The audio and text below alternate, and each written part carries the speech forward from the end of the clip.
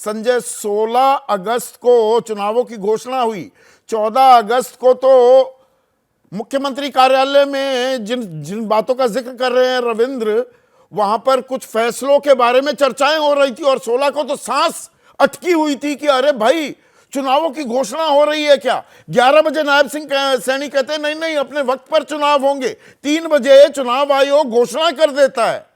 तो ऐसी कमजोर तैयारी बीजेपी की तरफ से आपने कभी देखी है? और अभी नई जानकारी जो रविंद्र शौरान ने दी है उसको आप कैसे आंकते हैं? आप जिस बात का जिक्र कर रहे हैं, सारी दिक्कतें बीजेपी और हरियाणा, अगर आप दो बातों की चर्चा करें और चुनाव के मद्देनजर करें, तो आपको कोई भी चीज पॉजिटिव होती हुई नजर नहीं आ रही है। कुछ भी ऐसा नहीं दिखाई पड़ता जो बीजेपी के पक्ष में या बीजेपी के लिए मजबूत स्थिति बनाती हुई दिखाई पड़ रही है हरियाणा में। जिसका आपने जिक्र किया कि डेट्स अनाउंस हुए और शायद राज्य सरकार को इसका कोई आभास भी नहीं था, उनको तमाम घोषणाएं करनी थी जो वो नहीं कर पाए, जिस बात का जिक्र अभी हमारे पूरा दूसरे साथी कर रहे थे। अब ये सारी चीजें ऐसी अद्भुत चीजें हैं, हालांकि इसका इन चीजों का जनता से सरोकार बहुत कम होता है, दूसरों को इसके बारे में जानकारी नहीं होती है। हम इन चीजों की चर्चा करते हैं, लेकिन हाँ, कुल मिलाकर के निचोड़ तो यही है, बीजेपी एक मुश्किल में है। अगर हरियाणा के विधानसभा चुनाव के मद्देनजर अगर हम देखें तो बीजेपी एक मुश्किल में दिखाई। तो जो एक खाका खड़ा किया था बीजेपी ने, जाट वर्सेस नॉन जाट की लड़ाई कर दी थी, क्या इस बार भी वैसा ही होता दिख रहा है या वो अब पुरानी बात हो गई? नहीं, थोड़ा सा अगर आप देखें टिकट डिस्ट्रीब्यूशन के पैटर्न को, तो बीजेपी ने थोड़ा सा हट के टिकट बांटा है। जाट समुदाय के लोगों को भी टिकट दिया, हाँ 16 को दिया है। हाँ 16 को दिया है। तो वो जो एक ट्रेडिशनल खाका जो था, जो उनका एक गेम प्लान था, उससे तो बीजेपी को थोड़ा हटकर खेलना पड़ रहा है। 2 मुसलमानों को टिकट दिया, तो निश्चित रूप से बीजेपी की जो स्ट्रैटेजी 2014 और 19 के विधानसभा चुनाव में थी, उससे थोड़ा उसका मुद्दों का हावी होना एक बड़ा कारण है क्या? किसान आंदोलन, पहलवान जो जुड़ गया महिला यौन शोषण से, उसमें विनेश फोगाट, अब वो 100 ग्राम ने 140 करोड़ लोगों का दिल तोड़ दिया और वो आ गई कांग्रेस में। क्या इन मुद्दों ने रिविजिट करने के लिए मजबूर किया है बीजेपी को अपनी स्ट्रैटेजी को लेकर? बिल्कुल, किसान, पहलवान और अग्निवीर, आप नौजवान कह लें या कह लें, तीनों को अगर आप मिला के देखें और एक ओवरलैपिंग क्या कैटेगरी क्या है, इन तीनों में एक बड़ी हिस्सेदारी जाट समुदाय के लोगों की रही है। मैं ये नहीं कह रहा कि सारे के सारे जाट समुदाय के लोग ही इनमें शामिल हैं, लेकिन अगर आप किसानों को देख लें, पहलवानों को देख लें या अग्निवीर में जो जवान जाते हैं, इन सब में जाट समुदाय के वोटरों नहीं, जाट के अलावा पिछड़ा वर्ग भी है, दलित भी हैं इसमें। हाँ, तो इसी के लिए जो पैटर्न टिकट डिस्ट्रीब्यूशन आपको दिखाई पड़ता है, कहीं ना कहीं इस स्ट्रैटेजी को साधने की कोशिश है।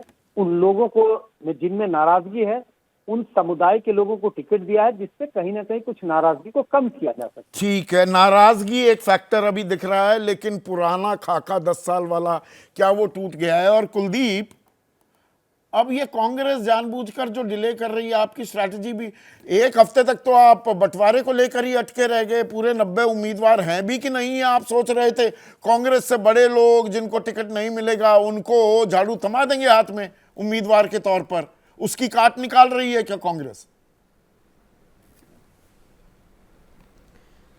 नहीं संदीप भाई, ऐसा नहीं है।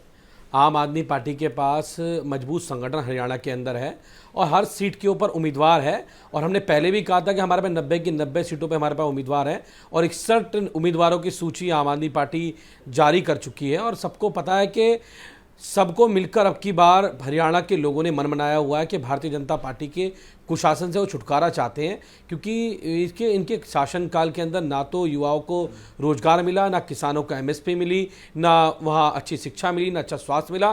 तो अरविंद केजरीवाल जी जो 5 गारंटी हैं, उस गारंटी को लेकर जा रहे हैं हम लोग हरियाणा के लोगों के बीच में। कांग्रेस ने हरियाणा के लोगों के बीच में खेल कर दिया क्या आपके साथ कुलदीप?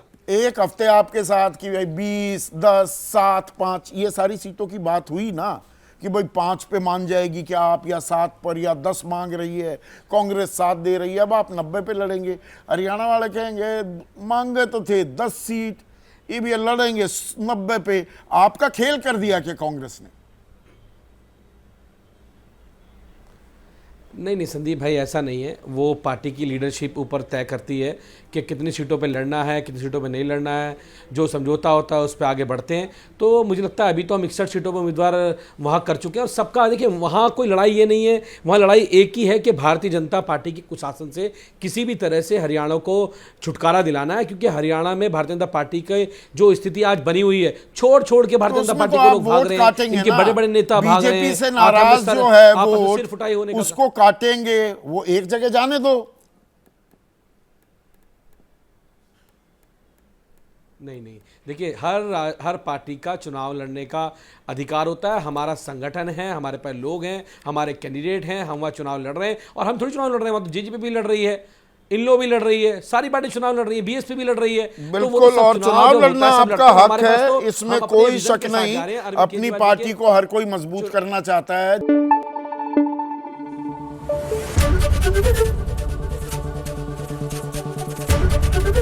एबीपी न्यूज आपको रखे आगे।